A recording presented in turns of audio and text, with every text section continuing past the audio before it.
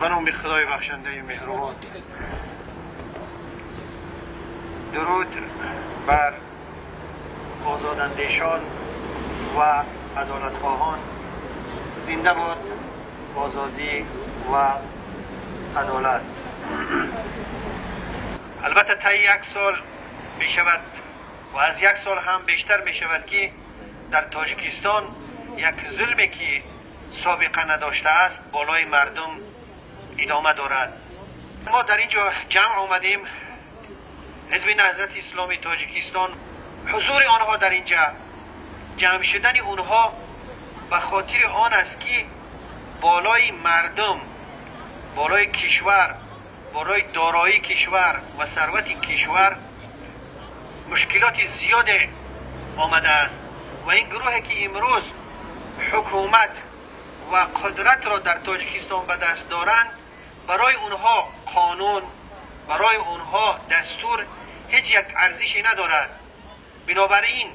برابر است برای اونها که حقوق انسان پایمال می شود یا منافع کشور به خطر می رود. باید که اونها در این مدتی که دنیا گرفتار مشکلی های تروریسم، مشکلی های یک قسمت دنیا از وجود گروه های اکستریمیستی هستند، از اینها استفاده برده برای زندگی خود، برای ادامه حیات رفاه یک جزئی از جامعه تاجیکستان همه این حقوق ها و آزادی های مردم و ارزش های کشور را پایمال کنند. واقعا هم ما با این حرف هایی که در اینجا میزنیم، ما مخالف بر آن نیستیم که جنایتکار، کسی که جنایت میکند یا اینکه از راه غیر قانونی برای تغاصب یا اینکه صاحب شدنی کشور حرکت میکند اون به جزا بماند. باید که هر کس بر اساس گناه و جریمه‌ای که دارد باید که جزا داده شود. اما وقتی یک اتهام را به یک گروه، به یک حزب سازنده، یک حزبی که در دهه 90 قرن گذشته توانست یک جنگ داخلی را که خشک تر را از بین می برد خاتمه بدهد و یک صلحی که در تمام دنیا از او حرف می زدند و از امتیازات او که بین دین و دنیا را یک جا کرده بود، اون حزب به تروریست محکوم می شود و فعالیت او منع کرده می شود و همه سهم و تلاش هایی را که برای کشور، برای آوردن صلح و آرامی انجام داده بود اونها را از بین میبرند. در واقع این علم آور است. علم آور در آنجا هست که برای این اتهام، برای این تهمت، برای اون افرادی از ریاست عالی و اعضایانی که گرفتار شده اند، نه در محکمه های عالی و نه در سودهای علاحده و نه در یگان جا به طریق شفاف یا اینکه آشکار از جنایت یا از گناهی که اونها صادر کرده اند رسانده نمی شود. حتی حقوقدانها، ادوکت هایی که برای دفاع از این مظلومین، از این گرفتاری ها بر اساس قانون اونها کار را میبرند، بالای اونها هم اتهام میارند. پس علم آور اینجا هست که گرفتاری یک گروه کلان سازنده و مهیر کشور در کشور رفته ایستاده است، اما از جریان محکمه سود یا اینکه از بیان گناه اونها کسی اطلاع ندارد.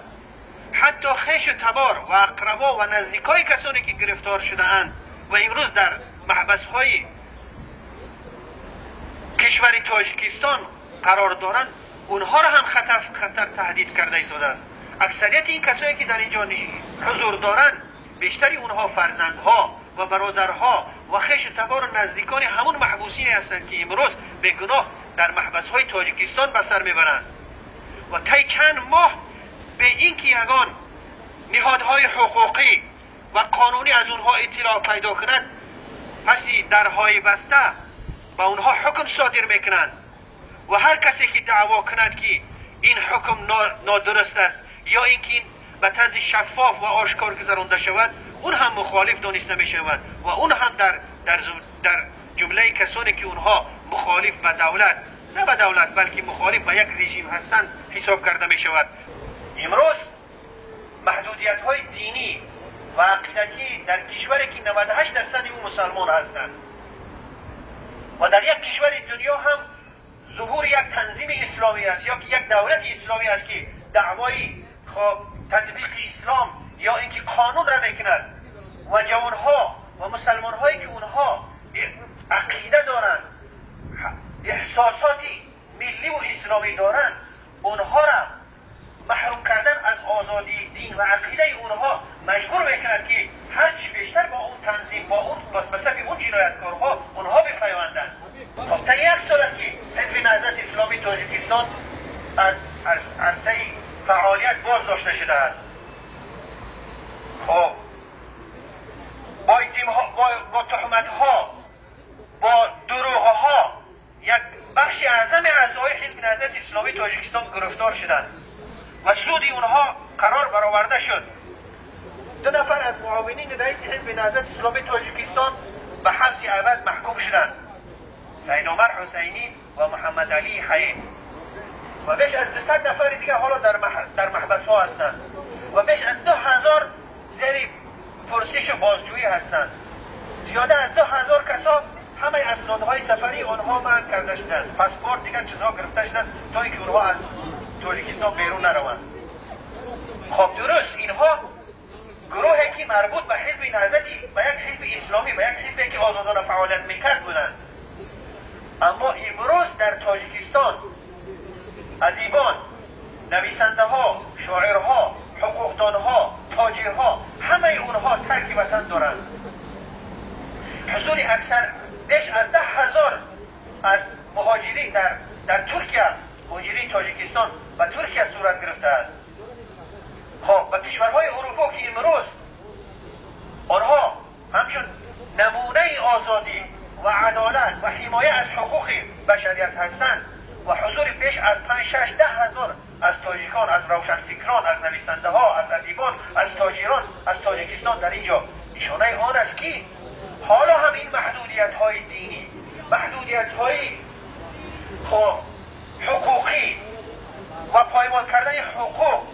و فشار آوردن بالای تمامی فعالیت های انسان ها، شخصیت هایی که اونها از یک رژیم یا اینکه از یک گروه کوچک در تاجیکستان دفاع نمیکنند به عنوان مخالف، به عنوان خائن، به عنوان دشمن ملت بالای اونها فشار آورده شده است. در سازشنامه صلح که 1997 امضا شده بود، رهبریت حزب نهضت اسلامی تاجیکستان با سرداری مرحوم استاد سید عبدالله نوری در اونجا امضا کردند و کشورهای ناظر، 12 کشور ناظر با حضور روسیه و کشورهای منطقه، سازمان ملل متحد و سازمانهای حقوق بشری و در اون سازشنامه نگاشته شده بود که بعد انجام یافتن سازشنامه صلح در تاجیکستان حکومت فعلی برای بهبود بخشیدن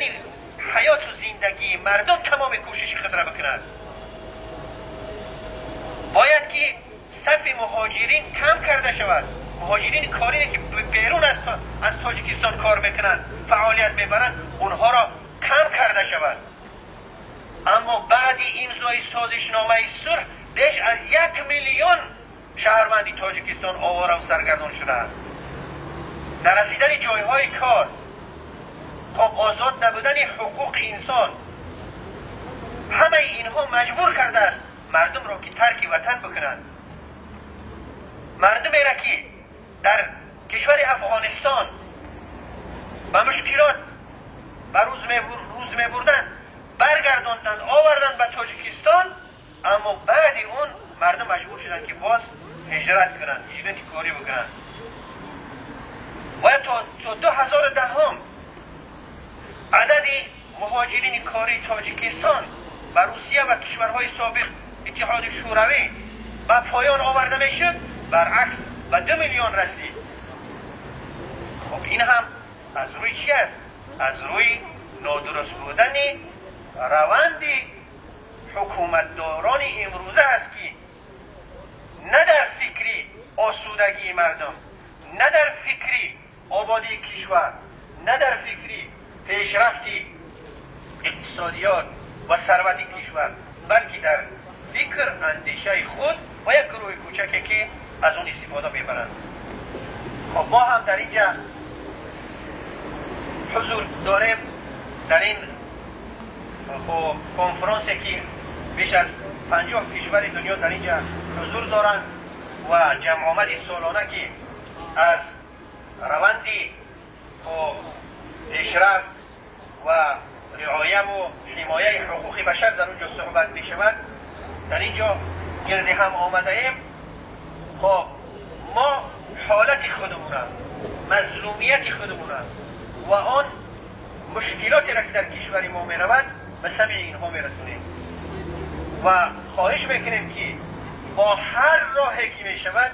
باید پیش راه این ظلم، پیش راه این حقوق ویران کنی گرفته شود